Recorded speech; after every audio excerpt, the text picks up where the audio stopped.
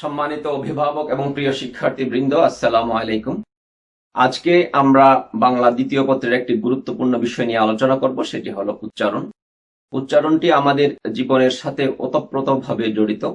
বিশেষত ভবিষ্যতে যারা নিউজ প্রেজেন্টার হতে চাও তোমাদের মধ্য থেকে, যারা আবৃত্তি শিল্পী হতে চাও, এছাড়া বিভিন্ন ক্ষেত্রে যারা বাচিক শিল্পী হতে চাও, সকলের জন্য উচ্চারণ দরকার।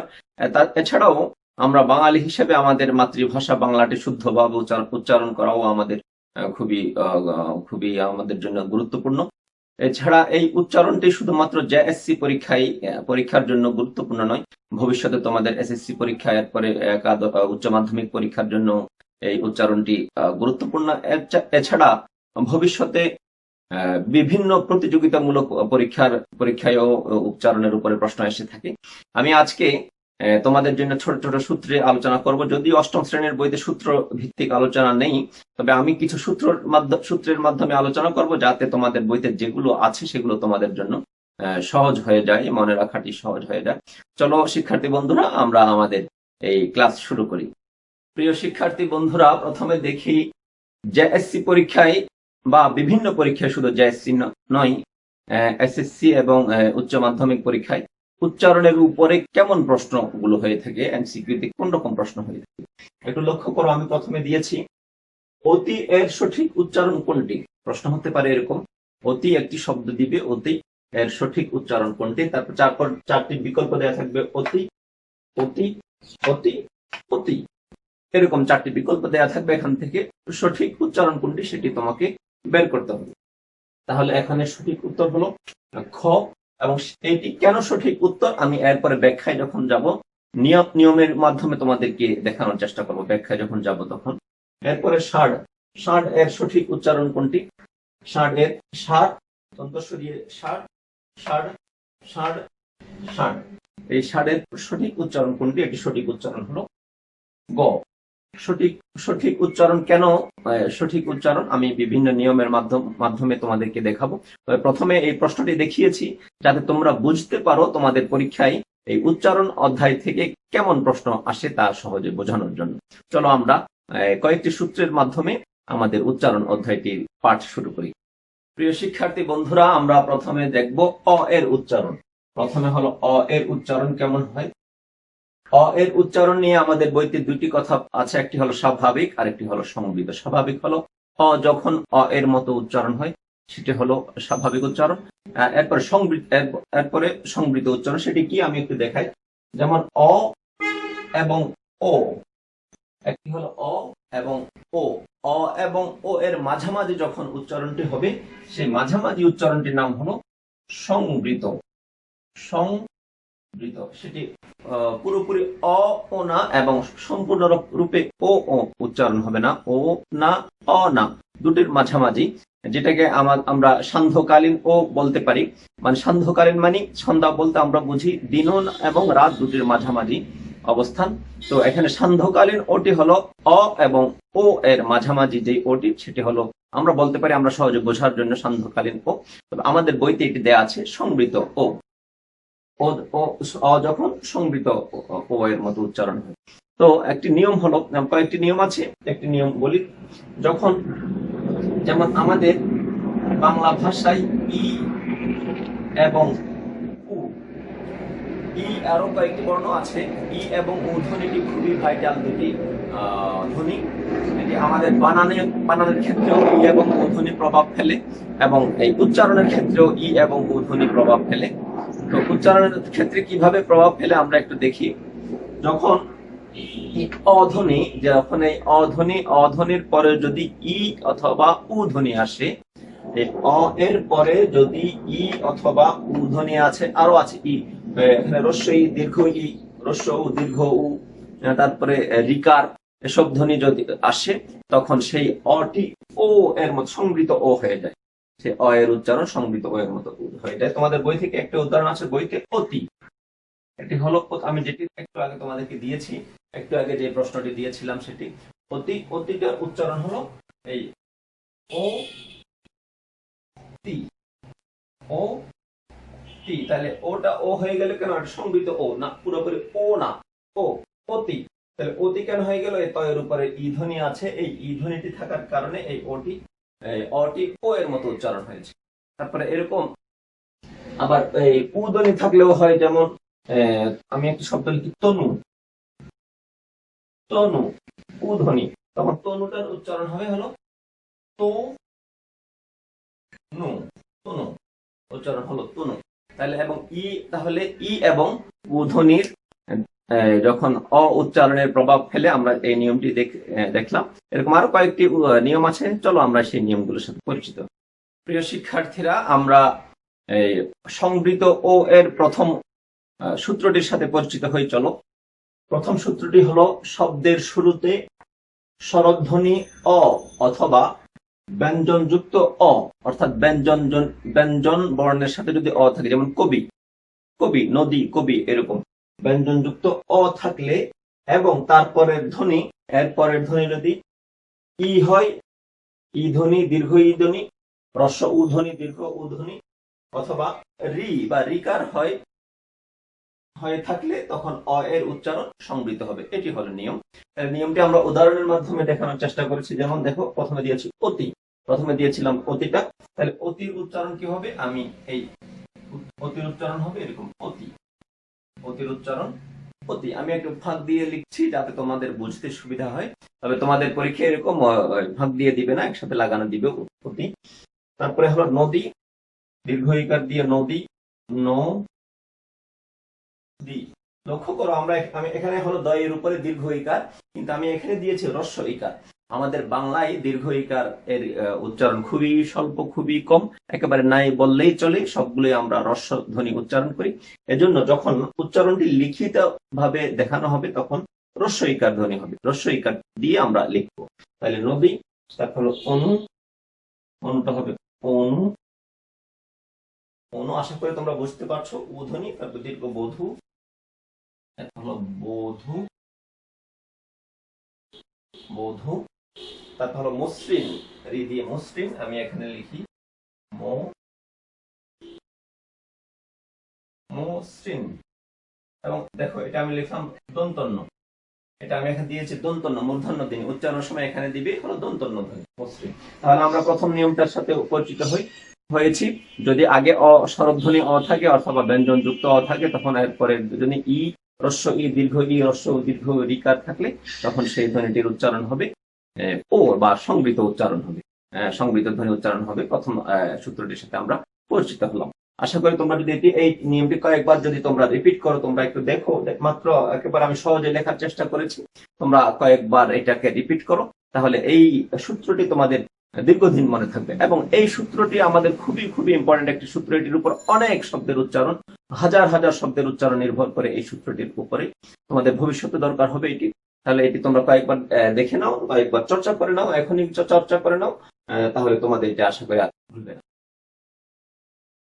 প্রিয় শিক্ষার্থী বন্ধুরা, আমরা এখন আ ধ্বনির উচ্চারণ দেখি। আ ধ্বনির উচ্চারণে অনুরূপ দুটি, একটি হলো স্বাভাবিক আ, আর একটি হলো সংবৃত এ। সংবৃত এ আমরা যেটা অ্যাম্বুলেন্স উচ্চারণ করতে বলি, অ্যাম্বুলেন্স, তাহলে এটা এ, সংবৃত এ। তার স্বাভাবিক যেগুলো সেগুলো স্বাভাবিক, সেগুলো নিয়ে বেশি কিছু আলোচনা নেই। যেমন আগামী, আগামী, দেখো এখানে একটু আলোচনার আছে, সেটা হলো আগামী, এখানে দীর্ঘ ইকার, এখানে হ্রস্ব ইকার। তোমাদেরকে ইতিমধ্যে বলেছি আমরা উচ্চারণের সময় ই ধ্বনি, স্বরধ্বনি উচ্চারণ করি আমরা। এই হ্রস্ব দীর্ঘধ্বনি উচ্চারণ আমাদের বাংলা ভাষায় দীর্ঘধ্বনির উচ্চারণ নেই বললেই চলে। আমরা যেহেতু হ্রস্ব ধ্বনি উচ্চারণ করি, সেজন্য আমরা বানান লেখার সময়, বানান না, উচ্চারণ রূপ লেখার সময় তখন হ্রস্ব ইকার দিয়ে লিখব। তাহলে এখানে আগামী উচ্চারণ হলো আগামী, এবং আকাশ, এবং আকাশে এখানে হস্ত চিহ্ন দিতে হবে, আকাশ, আকাশ। উচ্চারণ যখন লিখবো যেখানে আমাদের বদ্ধস্বর হয়ে যাবে, বদ্ধস্বর মানে যে বর্ণটি উচ্চারণ করার সময় ঠোঁট বন্ধ হয়ে যাবে বা নিঃশ্বাস থেমে যাবে, সে বদ্ধস্বরের নিচে আমাদের হস্ত চিহ্ন দিতে হবে, আকাশ। এরপর হলো সংবৃত হলো জ্ঞান, জ্ঞান, জ্ঞান। এখানে যে সংবৃত হলো আ না, সেটি পুরোপুরি আ না, সেটা অনেকটা আ একটু ঝুলে করার মতো, জ্ঞান। তাহলে এখানে হচ্ছে হলো জ্ঞান। এখানে ইও আছে, আমরা জানি ইও একটি নাসিক্য ধ্বনি, সেজন্য এখানে চন্দ্রবিন্দু দিতে হয়েছে, চন্দ্রবিন্দু হবে জ্ঞান। তাহলে জ্ঞান, এখানে হস্ত চিহ্ন হবে জ্ঞান। এবং বিখ্যাত, এখানে একটু বলার আছে বিখ্যাত। জ ফলা, যখন জ ফলা হয়, যে বর্ণের সাথে বা যে ধ্বনির সাথে জ ফলা যুক্ত হয় সেই ধ্বনিটিকে জ ফলা দ্বিত্ব করে দেয়। যখন জ ফলা কোনো বর্ণকে যখন দ্বিত্ব করে দেয়, রিপিট করে দেয়, তার প্রথমটি হবে অল্প প্রাণ, তারপরটি হবে মহাপ্রাণ। আবার বলি নিয়মটি, যখন কোনো বর্ণের সাথে জ ফলা হবে, তখন জ ফলার নিয়ম হলো, ধর্ম হলো সেই বর্ণটিকে দ্বিত্ব করে দেওয়া, এবং যখন দ্বিত্ব হবে উচ্চারণের সময়, সে বর্ণটির প্রথমটা হবে অল্প প্রাণ উচ্চারণ এবং পরেরটি হবে মহাপ্রাণ উচ্চারণ। এখানে আমি একটি দেখি, যেমন বিখ্যাত, তাহলে দেখো কটি হলো আমি দিয়েছি অল্প প্রাণ ক, বিখ্যাত। ককে রিপিট করেছে, ককে দুবার বানিয়েছে, সে দুবার করে ফেলেছে। আর ভিতরে প্রথমটি হলো কটি অল্প প্রাণ ক এবং এরপরটি মহাপ্রাণ ক, তাহলে হচ্ছে হলো বিখ্যাত। তাহলে শেষে যেহেতু এটি বদ্ধস্বর না মুক্তস্বর, সেজন্য ততে ওকার হয়েছে, বিখ্যাত, বিখ্যাত। এটি হল আয়ের উচ্চারণ। অনুরূপ অন্যান্য যেগুলো বর্ণ আছে, এ, তারপর অনুস্বারের উচ্চারণ গুলো আমরা একটু দেখি, এগুলো এত খুব বেশি জটিল নয়। তবে আরেকটি নিয়ম আছে, নিয়মটি হলো যখন অধ্বনি মাঝখানে আসে, যখন কোনো শব্দের মাঝখানে অধ্বনি আসে, এই নিয়মটি একটু জেনে রাখি আমরা, এটিও আমাদের দরকার হবে। এখানে কোন শব্দ বা যদি 3 বা ততোধিক বর্ণে গঠিত হয়, কোন শব্দ যদি 3 বা ততোধিক বর্ণে গঠিত হয়, তার মাঝখানে যদি অধ্বনি থাকে, সেই অধ্বনিটা ও এর মতো উচ্চারণ হবে। যেমন আমি একটা দেখি, যেমন কলম, আমরা এই যে কলম দিয়ে লিখছি, কলমটা লিখি ক, কলম। কলমের মাঝখানে এখানে যে অধ্বনি আছে, এটির উচ্চারণ হবে হলো ক লম, ক লোম। এটি আমাদের ইম্পর্টেন্ট। সামনে আমরা বেশ কয়েকটি শব্দ পাবো মাঝখানের অধ্বনি ও হয়ে যাচ্ছে। তাহলে চলো আমরা এরপর নিয়মগুলো একটু দেখিনি, পরে উচ্চারণগুলো একটু দেখিনি। প্রিয় শিক্ষার্থীরা, আমরা আ এর উচ্চারণ দেখেছি, এখন দেখবো এ এর উচ্চারণ। তাহলে এ এর একটি স্বাভাবিক উচ্চারণ, যেটি স্বাভাবিক এর মতো হয়, সেটি হলো, যেমন একটি, এখানে দিয়েছি একটি, একটি এইভাবে উচ্চারণ, একটি, একটি। আর এই এক, এখান থেকে যদি টি তে চলে যায়, দেখো সংবৃত, যখন টি যখন ফেলে দিব, টি যখন থাকবে না, যখন সেটি সংবৃত হয়ে যাবে, তখন এক হয়ে যাবে, ঝুলে যাবে। আয়ের যেরকম সংবৃত ছিল এ, এখানে এর সংবৃত হলো এ, এক, এক। এরপর আছে মেশ। মেশ নিয়ে একটু কথা বলা দরকার, সেটি হলো আমাদের বাংলা বর্ণমালায় 3টি স আছে, তালিবস্য, মূর্ধন্যস্য, দন্তস্য। তালিবস্য, মূর্ধন্যস্য এবং দন্তস্য। আমরা উচ্চারণের সময়, আমরা লেখার সময় মূর্ধন্যস্য লিখলেও উচ্চারণের সময় কখনো মূর্ধন্যস্যের ভিন্ন স্বতন্ত্র কোনো উচ্চারণ রূপ নেই। মূর্ধন্যস্যের উচ্চারণ প্রায় সবসময় তালিবস্য এর মতো হয়। মূর্ধন্যস্য যেখানে আমরা মূর্ধন্যস্য বর্ণটি দেখবো, তখন তোমরা লক্ষ্য রাখবে, তখন এটির উচ্চারণ লেখার সময় তালিবস্য দিয়ে লিখতে হয়। আর হলো দন্তস্য, এটা হলো দন্তস্যটা ইংরেজি অনেক সময় এস বর্ণের মতো হয়, সেটি আমরা পরে আলোচনায় দেখাচ্ছি। লক্ষ্য করে এখানে মেশ, মেশটা এখানে যখন উচ্চারণ রূপটি লিখবো, তখন তালিবস্য দিয়ে লিখতে হবে, মেশ এবং হর্ষধ্বনি। আর সংবৃত এক, এখান থেকে বলেছি এক, এক। আর কেন, যেন, কেন, যেন, এগুলো হলো সংবৃত রূপ। এরপর ও ধ্বনির উচ্চারণও তেমন কোনো বৈচিত্র্য নেই। তবে এখানে একটি আমাদের এখানে বাঙালি শব্দটি আছে আমাদের বইতে, বাঙালি, সেটা লিখিত হলো বাঙালি, বাং আ, বাঙালি, বাং, তারপর আ ধ্বনি আছে, সেজন্য বাঙালি, বাঙালি উচ্চারণটি হবে, উচ্চারণ রূপটি লিখতে হবে এভাবে।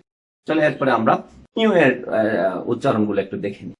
প্রিয় শিক্ষার্থীরা, আমরা এখন ইউ এর উচ্চারণ একটু দেখি। আশা করি তোমাদের খুব বেশি বোরিং লাগছে না। উচ্চারণটি সঠিক উচ্চারণ জানা আমাদের খুবই দরকার। আমরা নিয়মের মধ্য দিয়ে যদি আমরা জানি, তাহলে আমাদের এগুলো দীর্ঘদিন মনে থাকবে।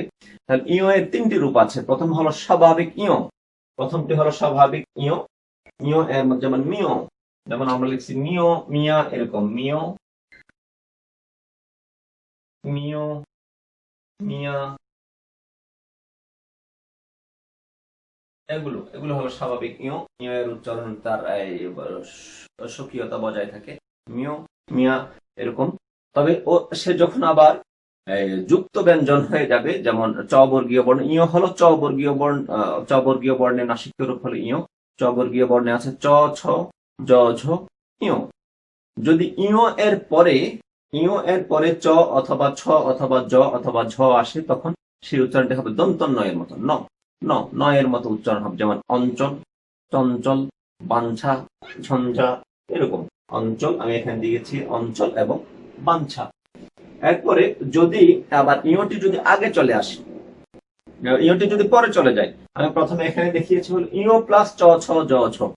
এখন ইওর পরে ছিল চ, আবার চ ছ জ জ ইও। এখন যদি জ যদি ইও এর আগে চলে আসে, ইও এর আগে যেমন জ প্লাস ইও যখন হবে তখন এটির উচ্চারণ হবে গ, গ এর মতো গ, গ। যেমন হলো জ্ঞান, দেখিয়েছি একটু আগে, এখন আর একটু জ্ঞান। এখানে যেহেতু ইওটা নাসিক্য সেজন্য চন্দ্রবিন্দু দিয়েছি, এবং হলো যোগ্য, যোগ্য। এবং এখানে আরেকটি নিয়ম আমরা এখানে জেনে রাখি, যখন ইয়গ হয়, ইয়গ এর তার আগের অধ্বনিকে সংবৃত করে ফেলে। যেমন এখানে যোগ্য, যোগ্য। আমাদের বর্ণমালা যে জ অন্তস্থ জ যেটি আছে সেটির উচ্চারণ যখন আমরা উচ্চারণ রূপ যখন লিখবো তখন বর্গীয় জ দিয়ে লিখতে হয়। যদি আমাদের এখানে যেন লেখার সময় অন্তস্থ জ রেখেছে, তো এখানে অধিকাংশ সময় অন্তস্থ জ যখন উচ্চারণ লিখিত রূপ লিখতে যাই আমরা, তখন সেটিকে বর্গীয় জ দিয়ে লেখা। চলো আমরা এখন দন্ত স, যেটি আমাদের 3টি স আছে, সেই 3টি স এর উচ্চারণ রূপগুলো একটু দেখি। প্রিয় শিক্ষার্থীরা, আমরা এখন তালব্যস্য, মূর্ধন্যস্য এবং দন্তস্য নিয়মগুলো দেখি। প্রথমে আসো তালব্যস্য। তালব্যস্য যখন স্বাভাবিক স এর মতো উচ্চারণ হয় তখন হয়, আমি দিয়েছি শক্তি, এখানে হলো শক্তি, শক্তি। এবং দেখো এখানে এই স এর এখানে ও এসেছে, ও সংবৃত হয়ে গিয়েছে সটা। কেন হয়েছে তোমরা কি এখন কেউ বলতে পারবে? আমি কিন্তু শুরুতেই এই নিয়মটি বলেই শুরু করেছি। তোমরা একটু নিজেরা চেষ্টা করে, কেন শক্তিটা শক্তি হয়ে গেল, সংবৃত হয়ে গেল, স ব্যঞ্জনের সাথে যে অধ্বনিটি এসেছে সেটি কেন সংবৃত হলো? এটি সংবৃত হয়েছে কারণ এরপরে ই ধ্বনি এসেছে। এই শক্তি, ই ধ্বনি আসার কারণে এখানে সটির এখানে যে স এর সাথে অধ্বনি আছে, সেই অধ্বনিটি সংবৃত হয়ে গিয়েছে শক্তি। অনুরূপ ষষ্ঠ, দেখো এখন আরেকটি নিয়ম বলে রাখি, তোমাদেরকে ইতিপূর্বে বলেছি, মূর্ধন্যস্য যখন উচ্চারণ রূপ লিখতে হয়, মূর্ধন্যস্য এর যখন উচ্চারণ রূপ লিখতে হয় তখন তালিবস্য দিয়ে লিখতে হয়। আমি আবার বলছি, মূর্ধন্যস্য এর উচ্চারণ রূপ যখন লিখতে হয় তখন তালিবস্য দিয়ে লিখতে হয়। এটি তোমাদের মনে রাখতে হবে। যেমন ষষ্ঠ শ্রেণীর ষষ্ঠ কিভাবে লিখছি, শস তালিবস্য, তালিবস্যের হস চিহ্ন এবং ঠোক, শস ঠোক। এরপর হলো তালিবস্য এর সাথে চ এবং ছ যদি আসে, তাহলে যুক্ত ব্যঞ্জন যদি গঠিত হয় তালিবস্য এর সাথে চ এবং ছ দিয়ে, তখন হয় তালিবস্য এর মতো উচ্চারণ, স এর মতো উচ্চারণ হয়। যেমন শিরশ্ছেদ, হলো শিরশ্ছেদ, শিরশ্ছেদ। দেখো র এর ও ধ্বনি এসেছে, র সংবৃত হয়ে গিয়েছে। কেন? আমি প্রথমে বলেছিলাম, একটি তোমাদের কলম নিয়মটি বলতে গিয়ে বলেছিলাম, 3 বা ততোধিক বর্ণের শব্দের মাঝে যদি অধ্বনি আসে, সেই অধ্বনিটি ও হয়ে যায়, সংবৃত ও হয়ে যায়। তাহলে এখানে শিরশ্ছেদ, এখানে ও ধ্বনি শিরশ্ছেদ। এরপরে ইম্পর্টেন্ট এটি যেটা হলো এস, ইংরেজি এস এর মতো তালব্যস্য যখন ইংরেজি এস বর্ণের মতো উচ্চারণ হয়, স এর মতো যখন উচ্চারণ হয় তখন কি যেমন হচ্ছে, দেখো তালিবস্য এর সাথে যদি ন এসে যুক্ত ব্যঞ্জন গঠন করে, তালিবস্য ন, তখন শয় ন এর উচ্চারণ হবে ইংরেজি এস এর মতো, স এর মতো। যেমন প্রশ্ন, প্রশ্ন, প্রো। এখানে আরেকটি নিয়ম এসেছে, সেই নিয়মটি হলো যখন র ফলা থাকে, যে বর্ণের সাথে র ফলা থাকে সেই বর্ণটির উচ্চারণ হবে সংবৃত ও এর মতো। যে বর্ণের সাথে র ফলা থাকবে সেই বর্ণটির উচ্চারণ হবে ও সংবৃত ও এর মতো। যেমন প্রথম, প্রথম। তাহলে এখানে প্রশ্ন, এখানে সেটা হলো প্রশ্ন। তারপরে শ্রম, শ্রম, শ্রম। তাহলে বর্ষের সাথে যখন র ফলা আসছে, শ্রো ও ধ্বনি হয়ে গিয়েছে এবং এতে দন্তস্ব এর মতো, এস এর মতো, ইংরেজি এস বর্ণের মতো উচ্চারণ, শ্রম। এরপরে হলো তালিবস্যের সাথে রি অথবা ল, রি আসলে অথবা র আসলে তখনও ইংরেজি এস বর্ণের মতো উচ্চারণ হয়, সেটা হলো শ্রীগাল, শ্রীগাল, শ্রীগাল না, শ্রীগাল উচ্চারণ হয়, শ্রীগাল। এবং শ্লোক, নট শ্লোক, শ্লোক উচ্চারণ হয় না, উচ্চারণ হয় শ্লোক। তাহলে তখন ইংরেজি এস বর্ণের মতো উচ্চারণ, শ্রীগাল এবং শ্লোক। এরপরে তালিবস্য এর সাথে বফলা, মফলা এবং জফলা যুক্ত হলে উচ্চারণ হবে স অথবা স, নাসিক্য স, স্বাভাবিক স অথবা নাসিক্য স এর মতো উচ্চারণ হবে। যেমন শ্বাস, উচ্চারণ শ্বাস, শ্মশান, উচ্চারণ হলো শ্মশান। এবং দৃশ্য, উচ্চারণ দৃশ্য। এরপরে মূর্ধন্য স আগেই বলেছি মূর্ধন্য স এর উচ্চারণ সবসময় উচ্চারণ রূপ হলো তালিব্য স, এবং মূর্ধন্য স এর সাথে যখন ট অথবা ঠ উচ্চারণ ঠ আসে যুক্ত হয় তখন উচ্চারণ হয় আমরা আগে একটি দেখেছি ষষ্ঠ এর উচ্চারণ আমরা ইতিমধ্যেই দেখেছি। এর সাথে তখন উচ্চারণ হয় তালিব্য স এর মতো, স এর মতো। মূর্ধন্য স এর সাথে যদি ট অথবা ঠ আসে তখন উচ্চারণ হয় স্বাভাবিক তালিব্য স এর মতো, স। যেমন হলো মিষ্টি, মিষ্টি, এবং অনুষ্ঠান, অনুষ্ঠান। প্রিয় শিক্ষার্থী, আবার তোমাদের আরেকটি প্রশ্ন দিচ্ছি, অনুষ্ঠানের অ কেন সংবৃত ও হয়েছে? আরেকটি প্রশ্ন থাকলো তোমাদের কাছে, দেখি তোমরা কেউ উত্তর দিতে পারো কিনা। আমাদের এই এখানের যে কমেন্ট সেকশন আছে, কেউ যদি চট করে যদি কমেন্টে উত্তর দিয়ে দিতে পারো, দেখি কে উত্তর দিতে পারো। অনুষ্ঠান কেন হলো ও? অনুষ্ঠান, অনুষ্ঠান, অনুষ্ঠান ও কেন হয়ে গেল? এটা তো তালিব্য স আছে, তালিব্য স তালিব্য স উচ্চারণ হয়েছে স্বাভাবিক স এর মতো, এখানে ও কেন উচ্চারণ হলো? উচ্চারণ হয়েছে, আশা করি তোমরা উত্তর দিয়েছো ইতিমধ্যে। ও উচ্চারণ হয়েছে এখানে উ ধ্বনি আছে, এই কারণে নয়ের সাথে উ ধ্বনি এসেছে, সেজন্য এই অটি সংবৃত ও হয়ে গিয়েছে, অনুষ্ঠান। এরপরে দন্তস্ব এর সাথে যদি ত অথবা থ আসে তখন ইংরেজি এস এর মতো উচ্চারণ হয়, যেমন নিস্তার, নিস্তার, এবং দুস্থ। এরপরে নিয়ম হলো দন্তস্ব এর সাথে নফলা, রফলা এগুলো যদি যুক্ত হয় তখন উচ্চারণ হবে ইংরেজি এস এর মতো। যেমন স্নান, স্নান, আমি এটির উচ্চারণ রূপ দেখি নেই, এরকমই স্নান, শুধুমাত্র নয়ের নিচে তোমরা হর্ষ চিহ্ন দিবে। স্নান, স্রোত, স্রোতের এখানে তয়ের চিহ্ন দিলে হয়ে যাবে স্রোত। স্রষ্টা, স্রষ্টা, স্রষ্টাতে আমি দেখিয়েছি স্রোষ। দেখো মূর্ধন্য স আমি বলেছি যে মূর্ধন্য স উচ্চারণ রূপ লেখার সময় তালিব্য স দিয়ে লিখতে হয়, তাহলে স্রষ্টা, স্রষ্টা। এরপরে হলো দন্তস্বের সাথে ব ফলা এবং ম ফলা যদি যুক্ত হয় তখন উচ্চারণ হবে শব্দের শুরুতে স, স অথবা চন্দ্রবিন্দুর সহযোগে স এর মতো। যেমন স্বর্ণ, স্বর্ণ, এটি 2-1 বছর আগের জেএসসি পরীক্ষায় স্বর্ণটি এসেছিল। স্বর্ণ উচ্চারণ হলো তালিব্য স, স্বর, তালিব্য স, স্বর্ণ, স্বর, এখানে স্বর্ণ। এরপর স্মরণ, স্মরণ, স্মরণ, আমি বলেছি যে মাঝখানে যদি অধ্বনি থাকে সেই অধ্বনিটা ও এর মতো হয়ে যায়, সংবৃত ও হয়ে যায়, স্মরণ। আগেই বলেছিলাম এই নিয়মটি। আর মধ্যে যদি আসে তখন স, স এর মতো উচ্চারণ হয়, যেমন সর্বস্ব, সর্বস, সর চিহ্ন হবে সর্বস্ব, সর্বস্ব, এবং হলো সুস্মিত, সুস্মিত, শেষে সুস্মিত। শেষে যদি বদ্ধাক্ষর হয় তখন বদ্ধ থেকে হসন্ত ব্যবহার হয়, যদি বদ্ধাক্ষর না থাকে তখন ও ধ্বনি হয়, ওকার হয়, বা সংবৃত ও এর মতো উচ্চারণ হয়। প্রিয় শিক্ষার্থীরা, এখন দেখব আমরা মফলার উচ্চারণ। মফলার কিছু কিছু উচ্চারণ আমরা ইতিমধ্যে দেখেছি, তারপর আমরা একটু বিশদভাবে দেখব এখন। দেখো মফলা যদি শব্দের শুরুতে যদি মফলা থাকে, শব্দের শুরুতে যদি কোনো ব্যঞ্জনের সাথে মফলা আসে তখন কিছুটা ঝোঁক পড়বে, সেই শব্দটার উপরে কিছুটা ঝোঁক পড়বে এবং সামান্য নাসিক্য হবে। ম যেহেতু নাসিক্য বর্ণ, সামান্য নাসিক্য হবে। যেমন শ্মশান, শ্মশান, শ্মশান। তারপরে হলো অনেক সময় অনুচ্চারিত থাকে, সেটা হলো স্মৃতি, স্মৃতিতে একেবারে নাসিক্য হয়নি এবং অনুচ্চারিত থেকেছে, ঝোঁকও পড়েনি, অনুচ্চারিত থেকে স্মৃতি, স্মৃতি, স্মৃতি। এরপর যদি মধ্যে বা শেষে আসে তখন দ্বিত্ব হয়। যদি মফলা যদি ব্যঞ্জনের সাথে মাঝখানে বা শেষে আসে তখন দ্বিত্ব হয় এবং সামান্য নাসিক্য হবে।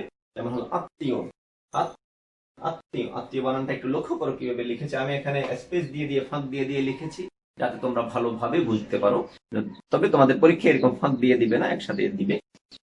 আত্মীয়, আত্মীয়, আত্মীয়, এবং পদ্ম, পদ্ম উচ্চারণ পদ্ম দ্বিত্ব হয়েছে এবং সামান্য নাসিক্য হয়েছে। এছাড়া গ, উ, ট, ন, মূর্ধন্য, দন্তন্য, ল এগুলোর সাথে যদি মফলা যুক্ত হয়, আবার বলছি গ, উ, মূর্ধন্য, দন্তন্য, ল এগুলোর সাথে যদি মফলা যুক্ত হয় তখন ম এর উচ্চারণ বহাল থাকবে। যেমন উদাহরণ দেই, যেমন গ দিয়ে হয় বাগ্মী, বাগ, যে ভালো বক্তৃতা দেয় বাগ্মী, যে ভালো বক্তৃতা দেয়, ভালো কথা বলে বাগ্মী। তারপর উম দিয়ে হয় বাংময়, বাংময়, ম দিয়ে বাংময়। মূর্ধন্য দিয়ে হয় মৃন্ময়, মৃন্ময়, মৃন্ময় দন্তন্য দিয়ে হবে জন্ম, জন্ম, জন্ম। এগুলো সব জায়গায় হলো ম ফলার উচ্চারণ বহাল আছে। ল দিয়ে হয় গুল্ম, গুল, গুল্ম।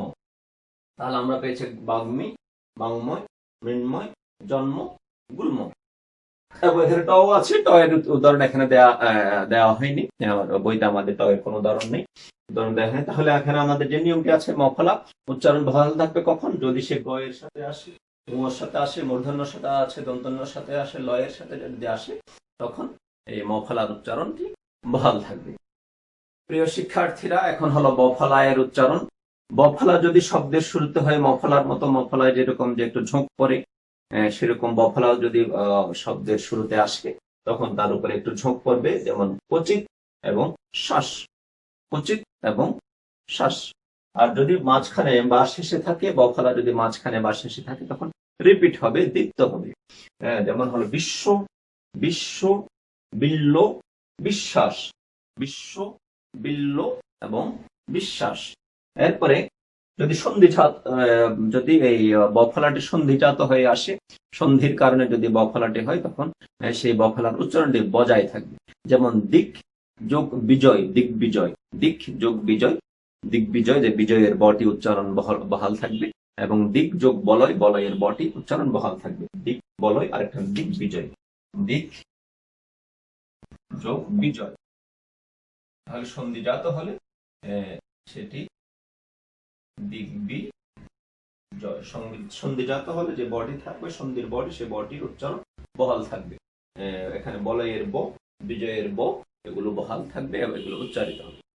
এরপরে শব্দের মাঝে বা শেষে, শব্দের মাঝে বা শেষে ব অথবা ময়ের সঙ্গে, শব্দের মাঝে বা শেষে ব অথবা ময়ের সঙ্গে বফলা যুক্ত হলে উচ্চারণ বজায় থাকবে। যেমন তিব্বত এবং লম্ব। এছাড়া সর্বশ্রেষ্ঠ হলো উৎ উপসর্গের সাথে, আমরা সন্ধির সাথে আমরা জেনেছি, সন্ধির সাথে যদি ব আসে, ব ফলা হয়, সেই বটি উচ্চারণ বজায় থাকবে।